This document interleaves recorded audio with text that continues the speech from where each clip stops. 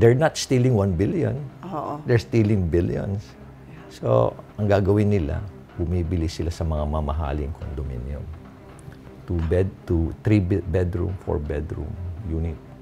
You mean room fulls of bills? They convert one room into a cash vault, room vault.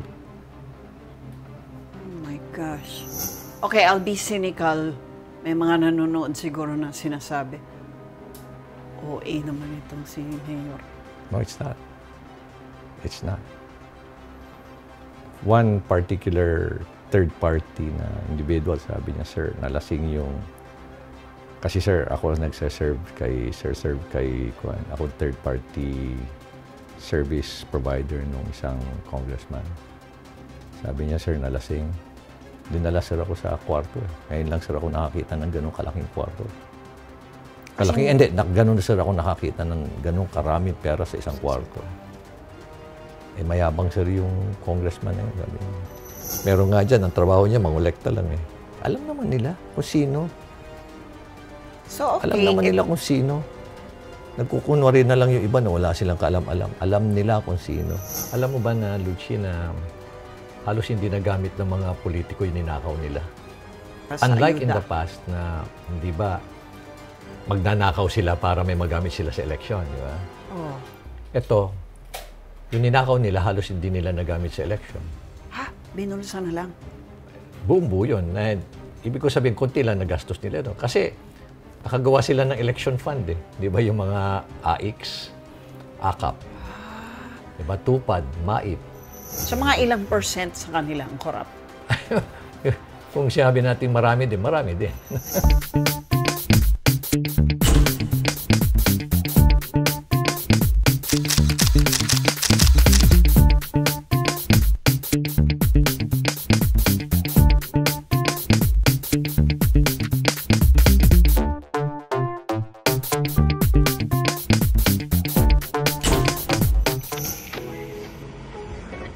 Sige lang po, no, okay lang po, Mayor. Hi, sir. Sorry, sir. Sorry na. Ay, kakakuanan mo kami. Mama, Mama, look, sino kasama ko? Your mayor. Dito tayo naka-set up. What time do you have to leave, sir? At bago tayo magpatuloy, mag-subscribe naman kayo, paki-click ito, mag-like na rin, at kung may suggestion kayo ng kausapang Real with Lucy, put it down in the comment section and we'll do our level best to get it for you. Alright, hello everyone. Welcome to Usapang Real with Lucy. And right now, as you know, wala na yatang mas real na pambansang issue, kundi itong mga flood control project in the billions na, kung saan talamak ang korupsyon. Napansin nyo, hindi ko na ginamit ang salitang umano dahil kitang-kita na natin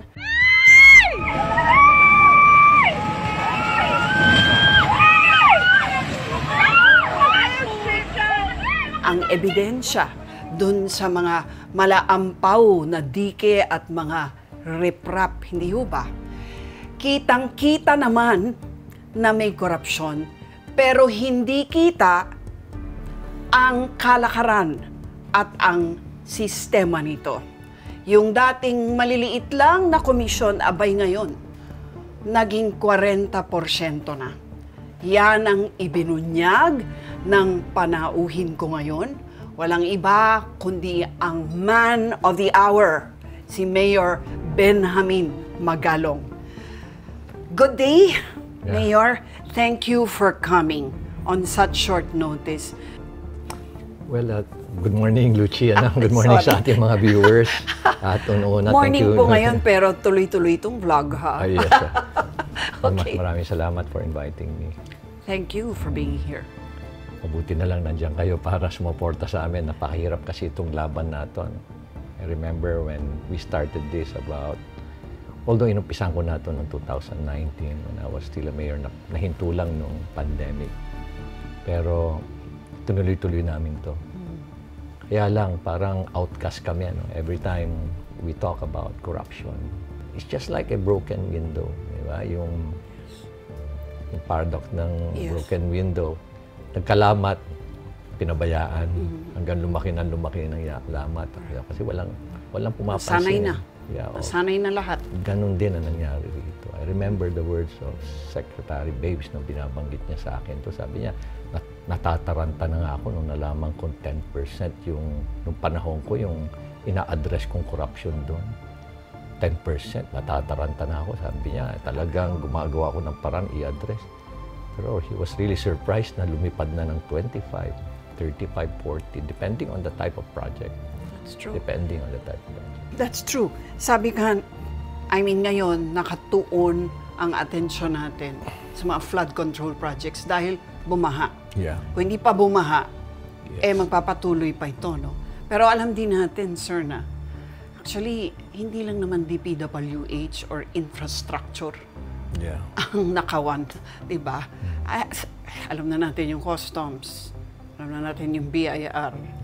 Kahit nga hindi SWD na dapat kawang-gawa na nga, di ba? Yes. Pati yun talagang kaka-corruption din. DOH. DOH, exactly, nung COVID, yung pandemic. No? Yeah. Hanggang ngayon. Yun nga, sir. Kasi ngayon, ang tinutuligsa yung mga contractor. Yeah. Mga Diskaya, SunWest, yan mga, di ba? St. Timothy, kung ano. Wow, nako. Yeah. Di ba? SunWest. Yun ang tinutuligsa. Sila ba ang pinaka-corrupt sa totoo lang? Yung contractor ba ang lumalapit, nagbibid at nangungurupt? Saan nag-uumpisa? Well, alam mo, sa kwan yan Kumbaga, sa chain, sila yung pinaka-lowest Lowest meaning sila yung may least tuition? Kumbaga sa kwan survival mode sila Kailangan nila ng project kailangan nila ng project. Kailangan nilang i-sustain yung kanilang kwan. Pero, ang nagdidikta kasi is, magkano bang hinihingi nito sa taas? On the basis of that, doon na naman hinihingi nito mga nasa intermediate. Doon sila maglalaro ngayon, di ba? So, makikita mo dyan na. Yung tinatawag na SOP, di ba? Yes. Kasi nga, ang naging kalakaran for you to win a project, magbibid ka. 3 lang ang criteria Hindi naman yung 9184 3 lang ang criteria Hindi naman lowest bidder o kaya net financial, hindi naman tinitingnan yung net financial contracting capacity or your paid up capital, hindi naman yung tinitingnan. Anong tinitingnan? Alam mo kung anong tinitingnan? Unang criteria ay sino ang makakapagbigay ng pinakamalaking porsyento? Komisyon. Tapos kung meron ng pare-pareho na, no? Sino ang pinakamabilis na magbigay ng porsyento? Okay, advance. Pag meron na naman magkapareho, sino ang pinakamabilis na magbigay ng advance? Cash yun. And depende kung ano yung gusto mo, denomination. Pwedeng dollar to, gano'n. Sabi nga nila sir, hindi na po kami nagbibigay ng, hindi pa dami-dami niya. Sabi ko, can you just imagine if you're giving billions, oo. Sabi ko, how do you pack it? Sabi ko, sir, hindi na. Ngayon, sir, pinapa-convert na sa amin ng dollars, euros, sabi niya, yuan. Different currency na ngayon. Para mas maliit. Saan ginagawa sa black market? Because you can't do that within the banking system. Yeah. Black market. Black market talaga. At nakakakuan din. Alam mo ba kung ano yung dimension ng isang 1 billion pesos? Ano nga ba? So, sige nga, i-visualize natin. Gaano karami, gaano kalaking maleta? Ilang maleta ba yun? Okay. Sabi sa akin ng isang kilalang sa isang maleta, pwede mong lagyan yan ng mga almost 50, tagwa 1,000, almost 40 to 50, yan Kasi mabigat. Na 1,000 peso bills. Oo. Okay, so kailan magkano mabigat? yun? Magkano hindi ako sa isang luggage na tine-check-in mo, you can put in about 42,000. 40 to 50,000 pwede mo lagay. 40 to 50. Ay, 50 million. 50 million kasya sa isang maleta. Luggage. Pero Yun yung- mabigat. Kasi small, medium, large ang maleta eh. Yes. So yung large. Oo, yung large talaga. Yung large talaga, yung chine-check-in mo. So Large yun ang luggage. 50 million is the threshold for plunder. Yes, O pandarambong. So it just takes 50 mil, one maleta. Man maleta. Oo, to large luggage. Yeah, to to commit plunder, isang maleta lang. Alam mo ba kung anong dimension na 1 billion pesos at 1,000 peso bill? Ano? It's 1.2 by 1.5 by 1.5. In short, 5 feet by 5 feet at yung taas niya 4 feet. Kinumpute ko na yan eh. Grabe, teka. So, ulit-ulit, 5 feet 5 feet. by Anong height mo, Luchi? 5'3". Oh, 5'3". Sipin So, mo na lang. okay, so Halos 5 sa'yo yan. Sa feet, mata yes. mo siguro. Oo. Yung mata mo hanggang sa foot, talampakan mo. Tapos That's ano already yung 5 width? feet. Yeah. Tapos another 5 feet. Yung square na yan. Ang height niyan is 4 feet. 5 by 5. Oo. Yan siguro sa bandang baba ng shoulder o braso mo yan. 4 feet.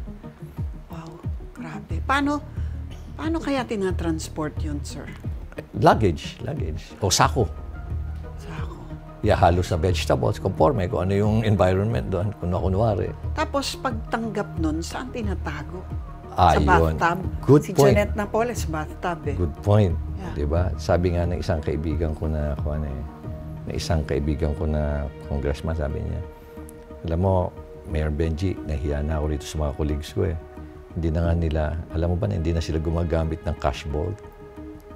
Kasi yung cash Sobrang vault, dami. maliit eh. Yung cash vault eh. Ito, malaking cash vault na to eh. Hindi po cash vault yan. Large cash vault, siguro kanan. TV cabinet Pero lang po yan. they're not stealing billions, eh, di ba? Yeah. They're not stealing billion. They're not stealing 1 billion. Oo. They're stealing billions. So, ang gagawin nila, bumibili sila sa mga mamahaling condominium. 3 bedroom, 4 bedroom unit. You mean room fulls of bills? No? They convert one room into a cash vault, room vault. Oh my gosh. Kasi ang laki. Ang laki ng pera eh. Ang laki. Sabi ko nga, 1 Okay. billion is just 5 feet by 5 feet. Saan mo ilalagay? Okay, I'll be cynical. May mga nanonood siguro na sinasabi, OA naman itong si Mayor. No, it's not. It's not. One particular third party na individual, sabi niya, sir, nalasing yung... Kasi sir, ako nagsaserve kay Kuan. Ako third party service provider nung isang congressman. Sabi niya, sir, nalasing. Dinala sir ako sa kwarto eh. Ngayon lang sir ako nakakita ng ganong kalaking kwarto. Ganun na sir ako nakakita ng ganong karaming pera sa isang kwarto. Eh, mayabang sir yung congressman na yun, sabi niya. Tapos sabi niya, masama pa sir. Mag-access lang kami sa project list niya. Sisingilin na kagad kami ng 2 million. Non-refundable. What do you mean by mag-a-access sa project list? Kasi mga congressman, maraming project list eh. Sa laki ng pera nila, yan, mga project So list yun yung nila. mga Inallocate sa kanya. ipopropose ngayon nila?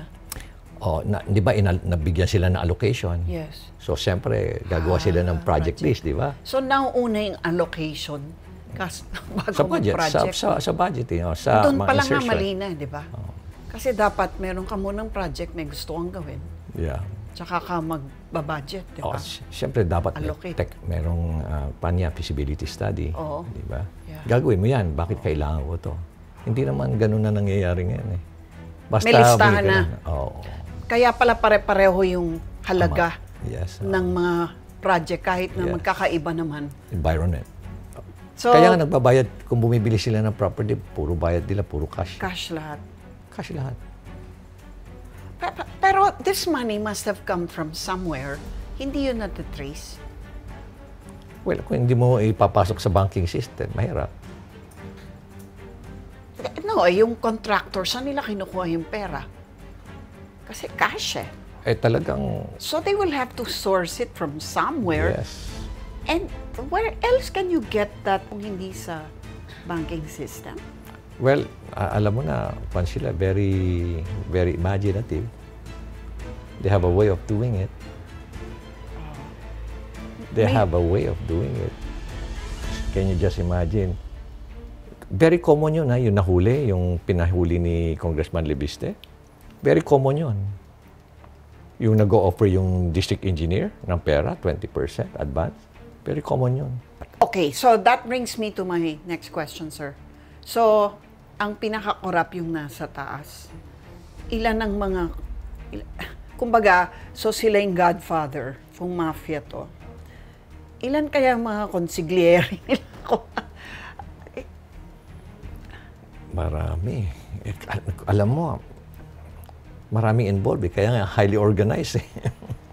It's a highly syndicated crime. Well, ang daming scheme. Patrigyan ako, meron na naman yan. Iba pa pala yan. Scheme, what do you mean? Ang daming klaseng scheme. Depende ko ano yung project. Let us say, for example, pwede yung, usually, yung kongresista, siya rin yung contractor. Di ba? Siya rin yung contractor. Na nangyari nga, nakikita natin. O kaya, siya yung contractor, kukuha na lang siya ng ibang contractor. Kunwari, front niya, bigyan na lang niya ng royalty. 3% ka na lang. Royalty mo, anyway, bigyan na lang kita ng, usually kasi pag humingi ka ng royalty, magdedemand yung may-ari ng mga 5%, 6%. Pero to, sasabihin ako, 3% lang, ibibigay ko sa iyo. Pero ako na bahala sa project. Pero bigyan na lang kita ng project mo. Bigyan kita ng multipurpose para at least may kikitayin ka ulit. Multipurpose? Kasi favorite din yan multipurpose hall. Yung barangay hall, multipurpose hall. Yung malalaki. Inumpisan ko yan sa Baguio. Yung alin? Yung multipurpose hall. Isa ako sa mga nauna dyan, sa mga malalaking. Na magpatayo? Hindi ka naman siguro nangupit, no? Ay, Joke bawal lang. yun. Bawal yun. Bawal sa Baguio. Kaya maraming kwan sa Baguio kasi bawal. Ano yung mga pinaka-paborito nilang mga project na napakadaling magpatong? Okay. Una is flood control. Kasi puro ilalim ng lupa yan Hindi nakikita. Nakikita. Pangalawa yung asphalt overlay. Yan. Not really in order, asphalt overlay. Kasi let us say yung isang asphalt yung Instapave, ilang millimeter yan Oo. ang kapal Yeah. Pero hindi nila pipisunin gaano para makapal siya. Kasi pag pinisyon mo yan, lalagay ka naman ilang kilometers yan. Correct. So hindi nila lalagyan yan. Kaya makita mo pag umulan, wala, butas-butas na naman. So race to being substandard? Yes, o gano'n. Tapos makikita mo na pati yung width, hindi pare-pareho. Mandadaya lang sila ng mga 10 meters, hindi mo mahalata. Grabe, no? Tapos maya-maya, nandadaya sila. Another is yung road opening. To nowhere? Oo. Road to nowhere, yung sa parang amin, sa inyo. road to nowhere yun. Magbubukas ka ng kalsada na gano'n. Kasi pwede mong sabihin na, let us say, ang tatanggalin lang talaga is 10,000 cubic meters. Palalabasin nila na 100,000 cubic meters ang tinanggal. Anyway, yung mag-i-inspect naman aabutan lang nila yun Yeah. Kasi yung mga yan, mga gaano ang halaga. I mean, kunyari, road opening, mga ilang milyon yan, ilang daang milyon yan. Ang ginagawa nila, dahil yung paborito ng kongresista, talagang sila may hawak talaga yung district engineer. Oo. So yung district engineer, ang range kasi noon ng authority noon is 150 million, di ba? And below. So ang gagawin nila, ililimit lang nila ng mga 130, 120 million para nandun pa lang yung pondo. Pasok pa rin. Tapos imumulti-year nila ngayon. Next year. At paki-explain ngayon. So, ano yung limit na 150 million Sa- for the district engineer? Sa district engineer ng DPWH, ang limit lang niya na may authority Project. siya supervise ng project is 150 million. So, below. over and above 150 million? Regional. Regional na. Oo, Hindi na hanggang nila. alam ko, mga Hindi na nila 400 project million. yun. Hindi na Hindi project ni Congressman 400. yun. Oo. Sino Hindi rin. Conforme rin. Pwede rin regional. Congressman pa rin ang may project. Pwede pa rin. Oo naman. Tapos, pag ano yung regional, ano naman ang limit nun? Anong 400 million. Okay, 400 million. Tapos, above Central the na yan. regional. Central. na. Sino naman yung mga tao sa sentro, yung mga pwedeng kumubra dyan? Mga USEC. USEC level Oo, na. may USEC nga dyan na yun ang trabaho niya talaga, kumobra eh. Siya na rin na nagdi-deliver. Wow, grabe. So talaga Congress, through the district engineers, Yes. tapos pagka Region, regional, oo. district engineer din na regional level. Regional director. Regional director na pala. Yeah. Tapos, after that, pag mas mataas pa, Doon na sa central office. na. Meaning, central office ng DPWH. Yes. USEC level na to. Ilan USEC. yun? Ilang USEC yan? Nabanggit sa akin, may ilan sila doon eh. Ilan sila doon eh, na involved dyan sa syndicated nila eh. Okay. Crime nila eh. Okay. Yeah. Meron nga dyan, ang trabaho niya, mangolekta lang eh. Alam naman nila kung sino. So, okay. Alam naman nila kung sino. Nagkukunwari na lang yung iba na wala silang kaalam-alam. Alam nila kung sino. Alam mo, pagkausap mo na sila masinsinan, alam nila kung sino. Alam din nila kung ano yung MO. Inside DPWH, alam nila yung alam nila yung kalakaran. Alam nila yung kalakaran. Okay, I don't wanna ask this question, but it's the logical question to ask. So, alam ni Secretary Bonoan? Ay, posibleng hindi mo malalaman. Eh. Ano na lang, ikaw ang head ng department, ikaw ang manager, ikaw ang leader. Hindi, by alam, I mean, kilala niya. Ay, oo, kilala niya. Pero anong Ako, magagawa? palagay ko Yeah. personally sa akin, tatanungin mo ako, you're a leader, hindi mo alam kung anong nangyayari sa opisina mo. Napaka-imposible yun. Alam mo. Something is happening, alam mo. Ako nga, noong 2023, nagdala pa nga ako ng makapal na document sa kanya. Ito yung ginagawa ng district engineer niyo, Mr. Secretary. Binigay ko sa kanila eh. Tapos puro substandard. Nag-file na ako ng kaso ito. Wala din. Wala rin nangyari. Sa totoo lang, walang nangyari. Doon ako na-frustrate eh. Sabi ko, ni-raise ko na yung issue sa inyo. Tapos wala pa. Ako pa yung pinagpa-filean ng in cahoots with this, itong mga tiwaling engineer ng DPWH. Ako patuloy yung pinag-filean nila. Gumamit sila na isang politiko. Ako na tuloy pinailan nila. Dami rin nilang pinail sa akin eh. Yun, nagkakadismissan.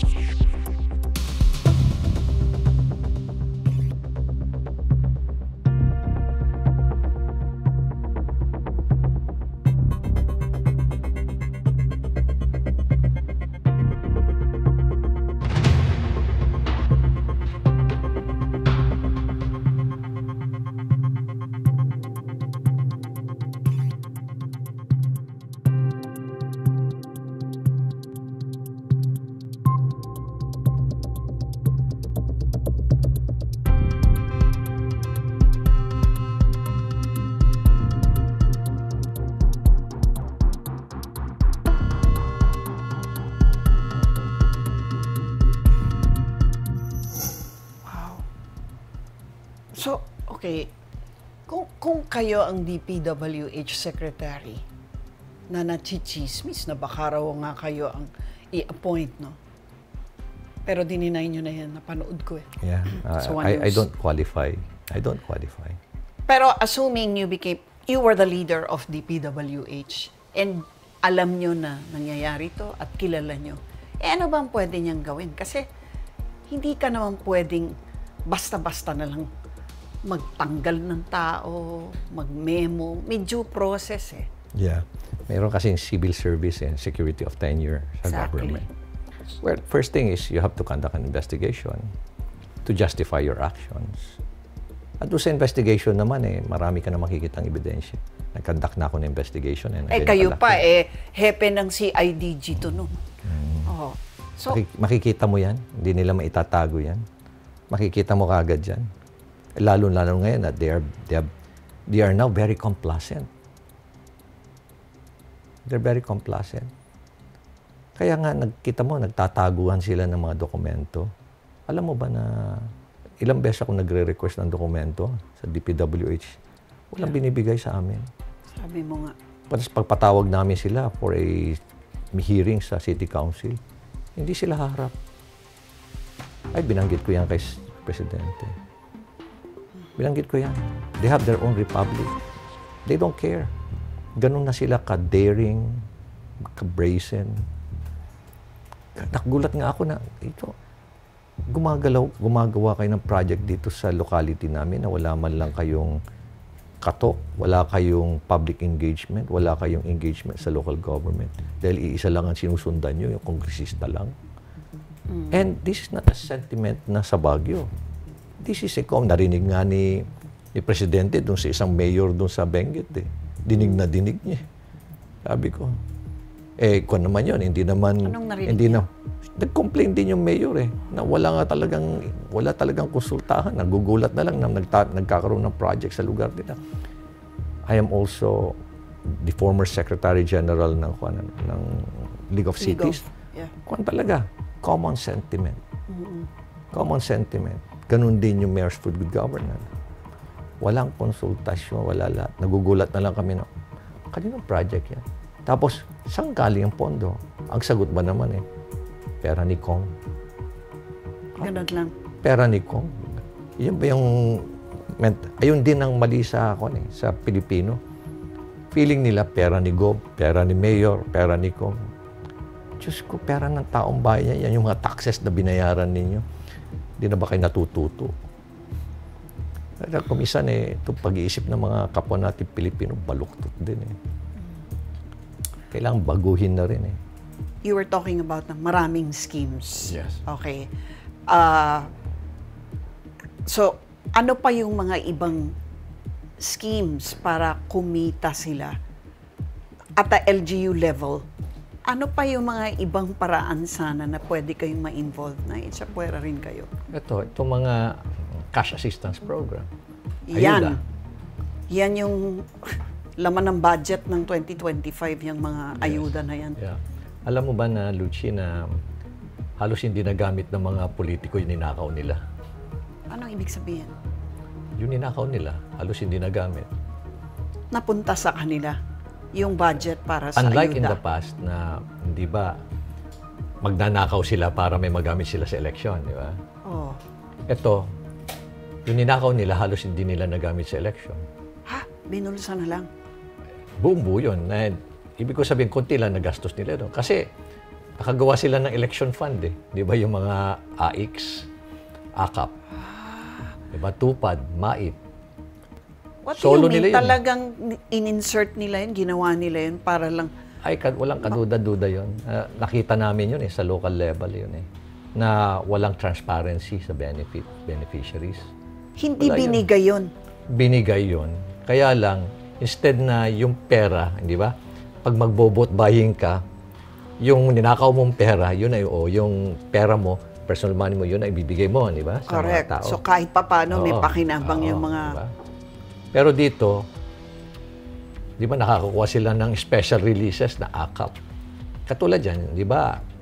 Every time na sumama ka kay when you go out, sama ka doon sa mga sorties niya, di ba?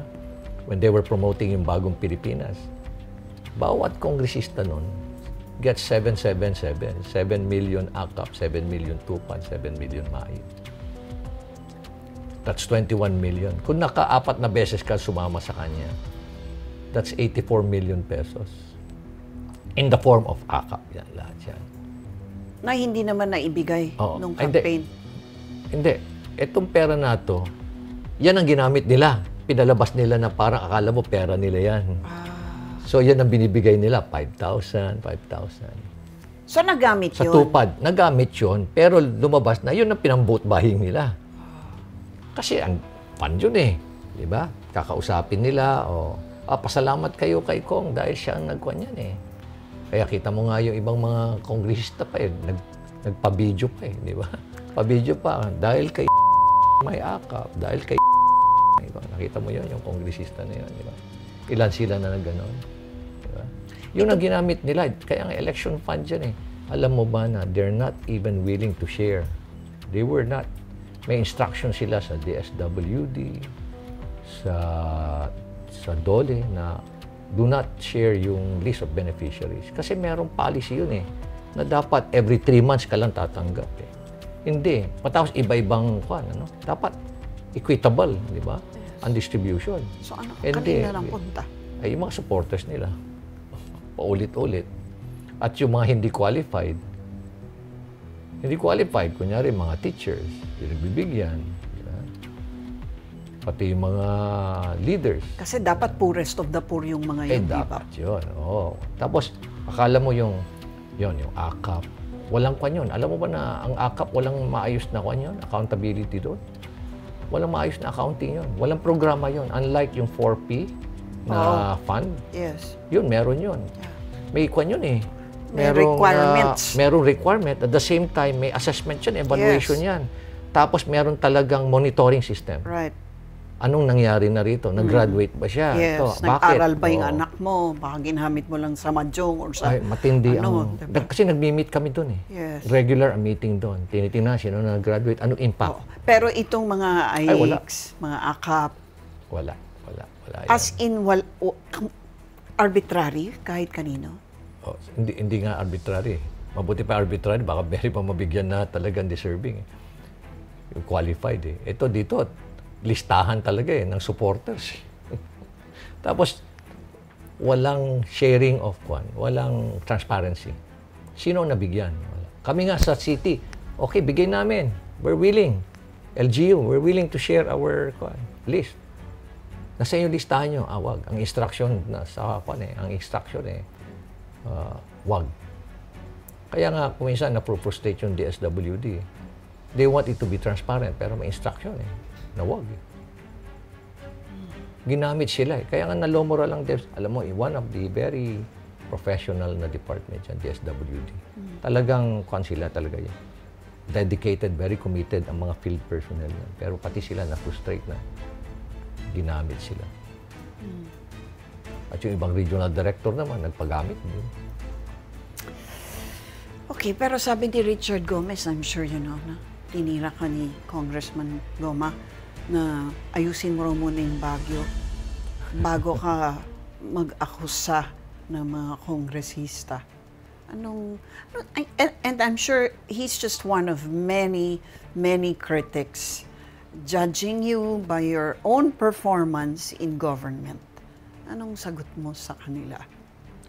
Una siguro, there must be a compelling reason bakit niya bigla siyang naglabas nun Kasi kaibigan ko siya So, ba't niya kaya nila? Honorary member pa siya namin ng klase. Titinawagan lang niya sana ako, Mista, pwede ba ang Mista ang tawagan namin, classmate. Yes. Diba? Nag-uusap naman kami. Kaya hindi ko alam why. And, but we're still giving him a chance to present his side.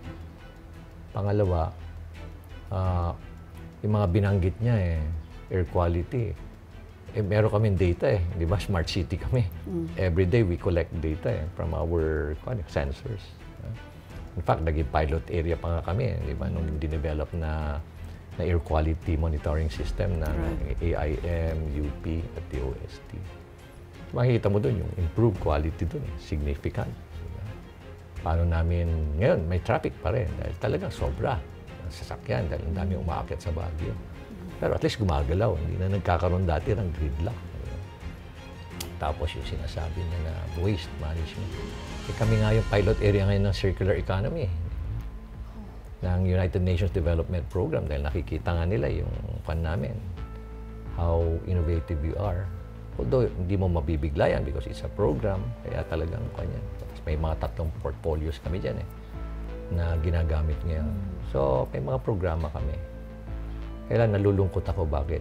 And alam ko naman na kung sino yung nag-feed sa kanya Obvious na obvious yun. Nag-feed sa kanya ng informasyon na yan. Halatang halata ko. Alam po kung ano yung identity niya. Kasi yan din ang ginawang mga paninira sa akin Siguro intindihin na lang natin si Richard. Intindihin na lang natin siguro. Siguro meron siyang pinanggagalingan siguro. Meron siyang... Pero, well, he's not the only critic, no?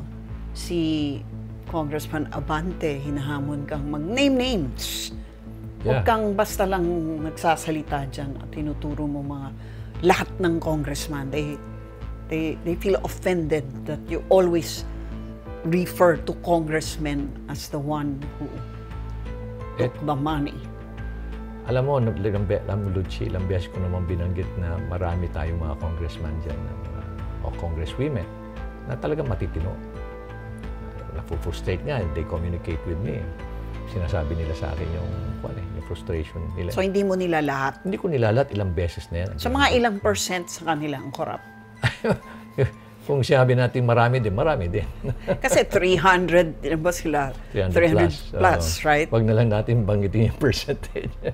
Baka na naman gamitin na naman nila sa akin. Hindi Pero na alam mo, 40%. ibubulong ko na lang sa'yo. Pero, Siguro, because we want to know how widespread it is. Eh, sabi nga We're ni not naming names, but, diba?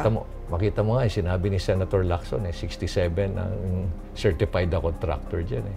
Doon pa lang, ano? He has his own source. So, is 67 ba? Konti lang. Out of... Anong tawag natin sa 67? Yung pala yung certified contractors. Iba pa yung mga... Yeah. Iba yung contractor na naging congressman. Yeah?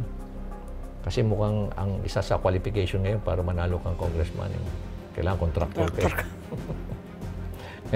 Pangalawa is yung congressman ka na, saka nakita mo yung mga kapwa mo, congressman na contractor, masarap palang buhay. Naging contractor ka na rin. Iba pa rin yung kamag-anak mo, asawa mo, anak mo, pinsan mo, ang contractor. So, idagdag pa yun, ano? Kunwari na lang yun. Ako, edi sabihin na natin, okay, safely, majority. Hindi na ako magsasalita. Pero talagang frustrating. Frustrating. Kumbaga parang livelihood program. But sabi nga, balikan ko yung question na name names. I will be placed under oath. Matagal ko na hinintay yung kanilang notice. Wala pa rin dumarating. So you're ready?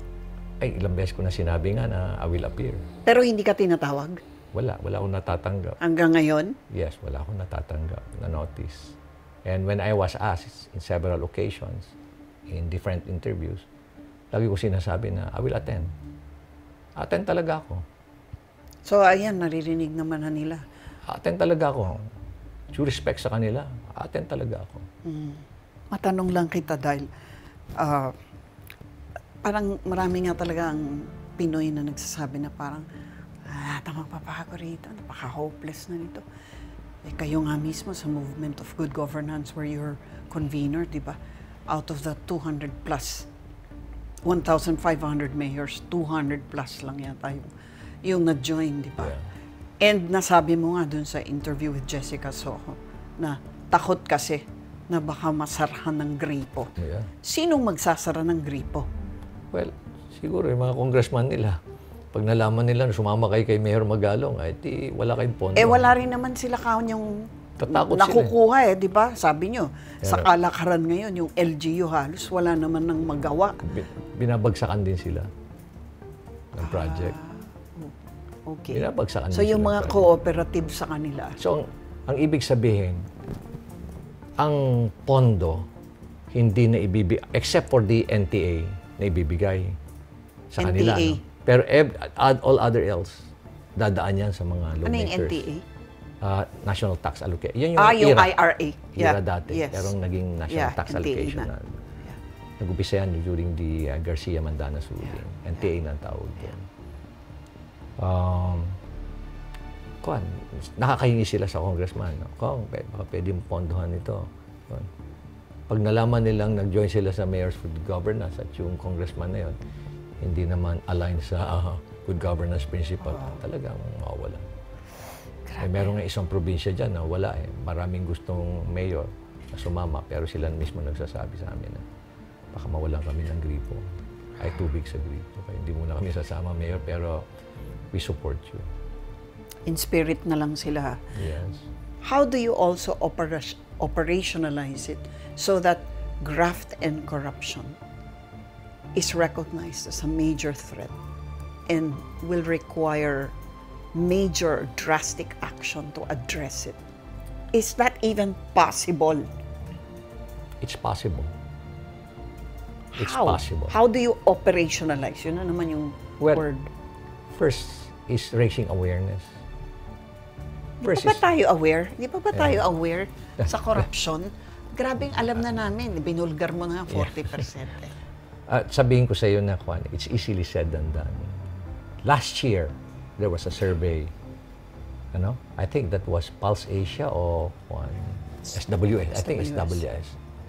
Hunger. When they did the survey in terms of what are the major urgent concerns of Filipinos, nasa number 9 lang ang corruption eh. Or was that 2 years ago? Corruption. Yeah. Number 9 lang, number 11. Doon lang naglalaro yan eh. Diba? Ano usually number 1? Ang number 1 lagi is inflation. Yes. Second is increase Jobs. in workers' pay. Yeah. Peace and order. Diba? Wala yan eh. Pero nung March this year, bigla siyang nag-number 3. Diba? Nag-number 3 siya. Okay. First is inflation, then increase in workers' pay, and then corruption. So, to what do you attribute that? Ito, tuloy-tuloy yung ating awareness program at marami na rin nagsasalita. Sabi nga di ba, dito sa, nung inumpisan ko to, sinabihan ako ni Senator Lacson, alam mo, Benji, remember this, in the fight against corruption, when you look behind you, nobody's out there fighting with you. So don't get frustrated, sabi niya sa akin. And true enough, when I started this, yung aggressive na campaign 2 years ago, halos konti lang. Diba? I was even considered an outcast. Diba? Nagsisinungaling lang ako. Nobody, konti lang, naniwala, except for yung youth mayor of good governance, konti lang yan. Pero ngayon, tama nga yung sinabi ni Senator Lacson, don't get frustrated. Because eventually, pag nag-raise yung awareness, tumaas yung awareness, people will finally realize, oops, ito na, ang dami na. Pero napakalaking bagay. In fairness to the President, napakalaking bagay yung mahiya kayo, naman kayo na message niya. Talagang na-fast track lahat. Itong campaign against corruption, talagang na-heighten siya. Tapos naliwanagan yung mga tao, bigla na lang, boom! Ganun na pala. Dati-rati sinasabi na natin yung billions ang ninanakaw, pero konti lang nakikinig. Konti lang nakikinig. Pero ngayon, nung nakikita na nila yung ay talaga. Alam mo ba na every time I'm invited to speak and I show them numbers, dati-rati, if you talk only about corruption in its general sense, okay lang, parang walang gano'n. After that, papalakpakan ka, tatayuan ka. Pero, yung nabivisualize ba nila? Hindi ba siya? Pero once, kaya nga yung mga presentation ko, nakita nyo, may numbers lahat. Diba? And how do I relate it to, how much is 237 billion? Ano magagawa ng 237 billion? Yes. Explain ko lahat yan. In layman's term, alam mo yung mga tao na maski na mga general, mga businessmen, naluluha sila. After my speech, niyayakap nila ako. Naluluha sila dahil they felt so hopeless and helpless at nanggigigil sila sa galit. Kaya sila naluluha. Theoretically, if we were to have an honest leader, honest Congress, sabihin na natin, 75% honest government officials, okay? How many generations will it take to get us back on the honest track? Yung talagang, diba? Good question. I was talking to several well-known finance experts. And talagang well-established yung kanilang reputation when it comes to good governance. One is Sir Jess Stanislao. Yes. Ang sabi niya, alam mo, Benji, probably kailangan 2 generation na maayos na presidente. 2 generation? Ay, 2 term. 2 term. So that's na maayos. 12 years. 12 years. That's not too long. Yeah. buhay pa siguro ako nun. Yeah. Pwede pang abutan, no? Yes. Kaya, Ang sinasabi ko tanong na- lang is, how soon will we get that honest governance, no? Well, someone has to start it. Yeah. Someone has to start it. And the best opportunity now is our present leaders have to start it. Even if the president started it, kailangan everybody should toe the line. Kami sa local government, siya na-challenge na nga namin yan eh. Na tayo, nagpabaya tayo eh. Yung nga sinasabi ko, nagpabaya rin tayo eh. Sisihin natin yung sarili natin din. Di ba? Naging complacent tayo, pinabayaan natin dahil kalakaran. Masarap kasi ang pera. Kaya hindi tayo umiimik. Kaya dapat, mabait pa nga si Presidente, sinabi niya, mahiya kayo eh. Kung ako tatanungin niyo, ako sasabihin ko, mahiya tayo. Mahiya tayo. Yan ang sinasabi ko sa mga sarili kong contemporary sa politics. Sasabihin ng mga kabataan ngayon na nagiging aware, no? Anong pwede nilang gawin? Sasabihin ng mga senior na katulad ko na matagal nang alam yan at naririnig ulit at jaded na mahirap nang maniwala. Ano bang pwede nating gawin together? Because it cannot just be the youth. They will have to have the benefit of the wisdom of the ones who came before them, di ba? But at the same time, the ones who came before them are tired and old and are feeling, well, hopeless. Yes. Anong pwedeng gawin? What inspiring words or deeds can be witnessed by us to spur us also into action? And really, what can we do apart from protest, which also we're tired of? Yes. You're right. Tama ka naman. Pagod na rin tayo lahat, di ba? Tapos kuminsan, pag nagpaplano tayo ng anti-corruption, biglang nababago yan eh. Kasi meron isang grupo rin na iibahin niya eh. Iibahin niya yung tema nung protest na yun eh. From corruption, nagiging political. That's right. So, na-turn off yung mga tao. Exactly. Instead na 40,000 na mag-aaten o 50,000 mag-aaten, dahil nag-take over, kasi naging political na yung tema, wala, 3,000 na lang. Walang impact yun. Sabi ko nga sa iyo, there's no short-term solution here. We're looking at it from a very strategic perspective. Talagang long-term itong laban natin na ito. At kailangan sustain. At yung mga nakikipaglaban, kailangan consistent kayo. Kung good governance kayo, about ethical leadership, kailangan consistent. Ang problema naman kasi, yung iba, magaling lang magsalita sa umpisa. Okay, magpapakita sila na good governance sila. First term. Pagdating ng second term, towards the end of the second term, sandali muna, magra-rationalize na siya.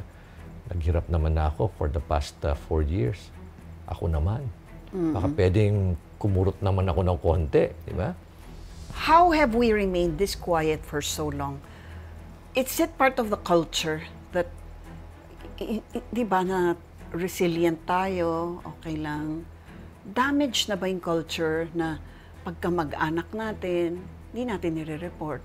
Yeah. Tsaka nakikinabang din tayo sa largest nila. I mean, is there something in the culture also that allows these thieves in government to get away with it? Well, alam mo siguro dahil doon sa we were colonized for so many years, for centuries.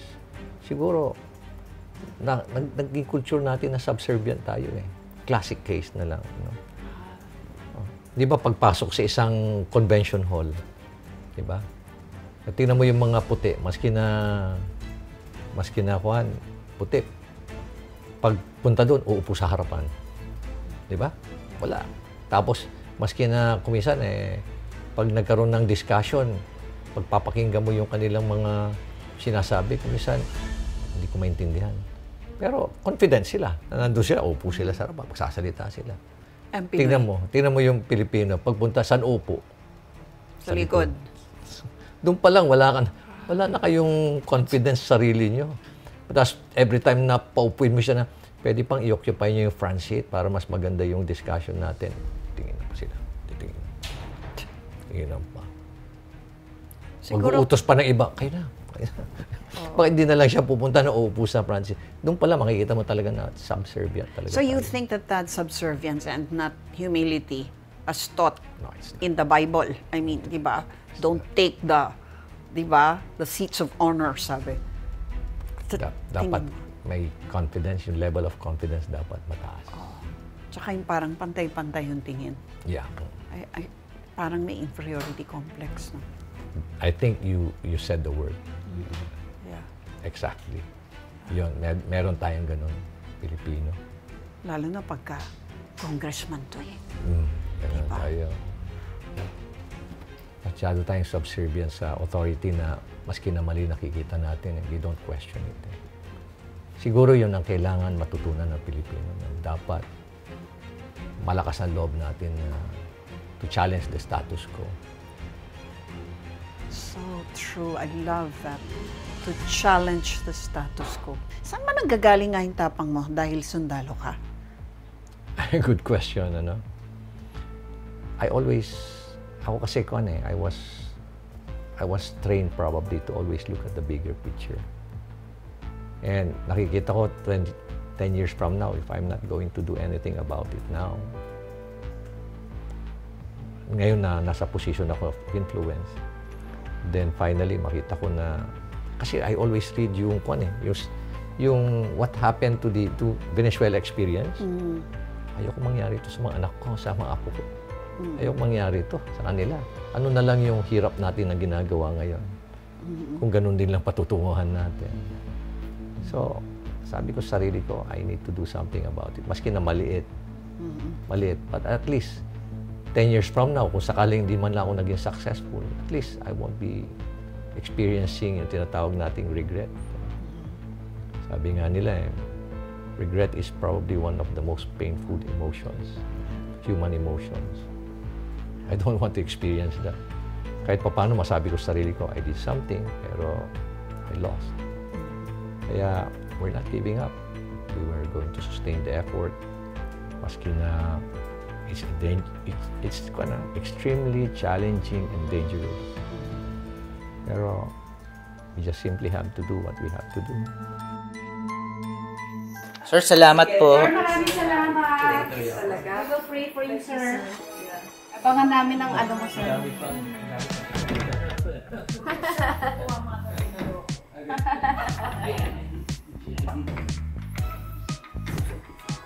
Oo, diba? Sumakay na din.